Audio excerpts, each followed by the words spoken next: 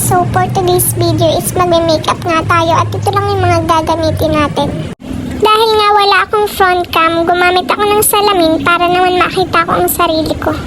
Una, gumamit ako ng concealer para takpan ang mga dark spots, eye bags, at mga hinanakit ko sa buhay. So ni-blend ko lang ito ng ni-blend hanggang sa magmukha naman itong natural look. So, ginamit ko lang yung kamay ko para hindi masayang yung product at mas mabilis i-blend.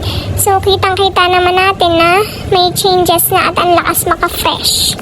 Magkikiray nga tayo at ang gagamitin ko lang is black color para magmukhang natural look at kung hindi man pantay ang ating pagkakagawa ay hindi na ito kapansin-pansin dahil color black ito.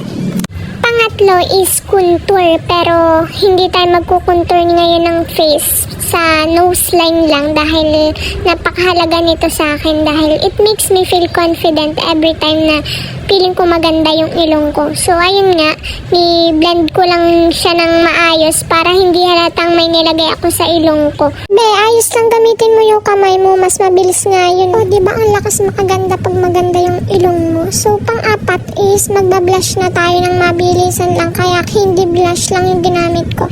At ni-dot ko lang ito ng tatlo sa kabilang pisngi ko para magpantay at mas mabilis kong makita kung pantay ba kaya ni-dot-dot ko siya. At pagkatapos ni-blend ko lang siya ng maayos, make sure na walang matitirang mga buo-buo sa face natin at talagang blend na blend para magmukha lang tayong kinikilig sa crush natin, di ba?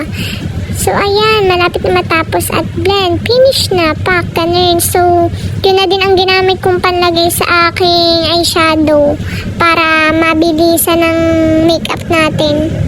So, ayun, kailangan lang din natin siyang i-blend ng maayos at kailangan natin ipantay. Kamay lang din yung ginamit ko pag blend sa eyeshadow kasi mabilisan nga lang tayo dahil papasok nga tayo sa school at bawal tayong malate.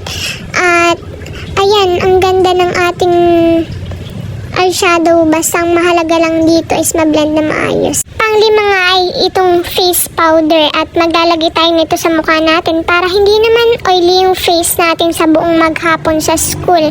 Kahit ma-stress tayo is maganda pa rin tayo, diba?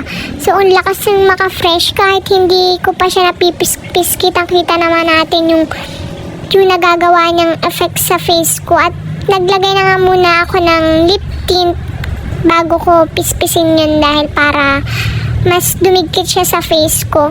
At pagkatapos ko nga nitong maglagay ng lip tint, saka ko lang siya tatanggalin. So, ayan ang ganda ng lipstick natin, diba? Napansin ko nga na hindi masyadong pantay sa video yung eyeshadow ko kasi hindi maayos yung pagkakaset up ko ng camera.